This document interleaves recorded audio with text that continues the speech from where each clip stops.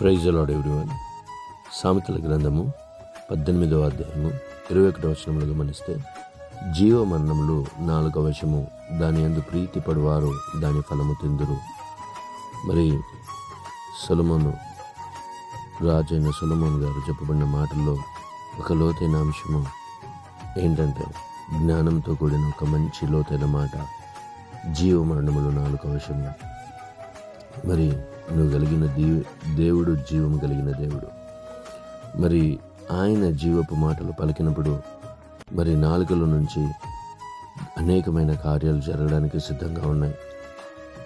మరి ముఖ్యంగా మానవ శరీరంలో ఏదైనా జరిగించుకోవడానికి, ఏదైనా మాట్లాడితే జరగడానికి ఒక ముఖ్యమైన అవయవము నోరు, నాలిక. ఈ నాలికని ఎప్పుడు ఏ రీతిగా కూడా శపించకుండా, మరి మనం పలుకుతున్న అవిశ్వాసాన్ని ఈ నాలుక నుంచి, నోటి నుంచి పలికితే దాని యొక్క జీవాన్ని నువ్వు చూడడానికి సిద్ధపడుతున్నావని అర్థమవుతుంది. మరి సొలొమోన్ గారు ఆయన దేవుని నుంచి నేర్చుకున్న విషయంలో చాలా లోతైన అంశంలో నోరు గురించి, నాలుక గురించి చెప్తున్న మాట ఏంటంటే, నీవు పలుకుతున్న మాటే నీకు మళ్ళీ తిరిగి రావడానికి సిద్ధంగా ఉంది. నువ్వు పలికిన మాటలే నీ పట్ల అవి కార్యాలుగా జరగడానికి సిద్ధంగా ఉన్నాయి అని చెప్పబడడం జరిగింది. అందుకనే చాలా మటుకు అవిశ్వాసంతో మాట్లాడే వాళ్ళే ఎక్కువ ఉన్నారు, కానీ మరి విశ్వాసం చేత మాట్లాడి దాన్ని మార్చుకోవడానికి ఇష్టపడరు కదా. అందుకనే మనిషి జీవితంలో ప్రొద్దున లేస్తే రాత్రి వరకు శాపగ్రస్తమైన మాటల చేత, అవిశ్వాసమైన మాటల చేత మాట్లాడుతూ దాని యొక్క పరిస్థితులను అనుభవించడం జరుగుతూ ఉంది. మరి మార్క్స్ వార్తలో అంటాడు 11వ అధ్యాయంలో 23వ వచనంలో, మరి యేసు ప్రభు వారు ఈ కొండని చూసి ఎత్తబడి సముద్రంలో వేయబడమని పలకగా మరి నోరు పలికే ప్రతి మంచి మాట అనేకమైన కార్యాలు చూడడానికి సిద్ధంగా ఉంది. మరి కుటుంబం పట్ల కానీ, పరిస్థితుల పట్ల కానీ మనం ఎప్పుడూ ఇతరులని శపించడానికి సిద్ధపడతా ఉన్నాం.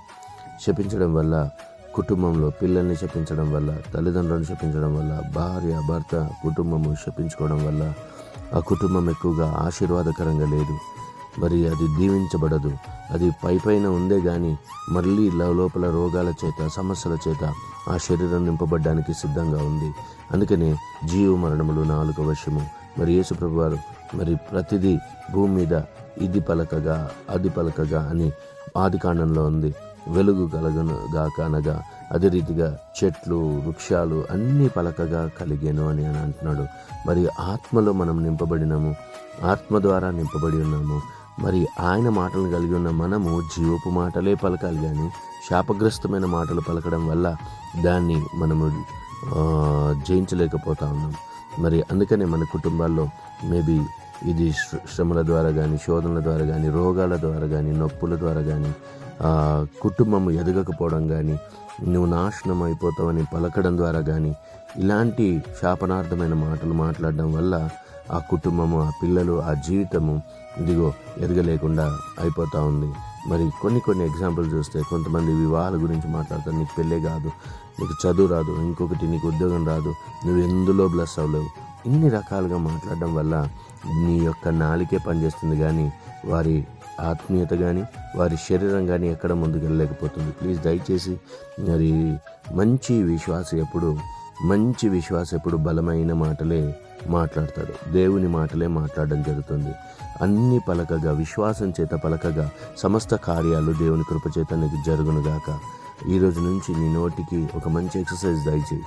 మరి ముఖ్యంగా నోటి ద్వారా మంచి మాటలు పలకడానికి నేర్చుకో. విశ్వాసం చేత ప్రతి మాటని జయించుటకు నువ్వు అధికారం తీసుకో. నీ నాలికలో శాపగ్రస్తమైన మాటలు రావడానికి ఏమాత్రం వీల్లేదు.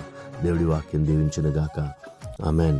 పరిశుద్ధుడ, మహోన్నతుడ, వింటున్న వారి పట్ల వారి నోటిని ఆశీర్వదించండి. నీ నోటిని నేను బాగుగా నింపేదన్నట్లుగా వారి నోటిలో నీ ప్రార్థన నింపండి, బలమైన మాటలు నింపండి, మంచి మాటలు నింపండి, అద్భుతమైన మాటలు నింపుతూ ఇగో కుటుంబాన్ని, పరిస్థితుల అన్నిటినీ ఇదిగో శాపగ్రస్తమైన ఆ కుటుంబానికి ఆశీర్వాదం ప్రకటిస్తుండగా ఈ నోటి నుంచి ఇదిగో మరి ప్రభా నీ దీవెనలు ప్రకటిస్తుండగా వింటున్న వారి పట్ల, వారి కుటుంబాల పట్ల నీ క్రియల చేత, నీ శక్తి చేత నువ్వు పలికిన ప్రతి మాట నెరవేర్చబడినట్లుగా మా జీవితాల్లో గొప్పగా అభివృద్ధి చేయమని యేసుక్రీస్తు నామములో అడిగి వేడుకున్నాము తండ్రి. Amen. God bless you all.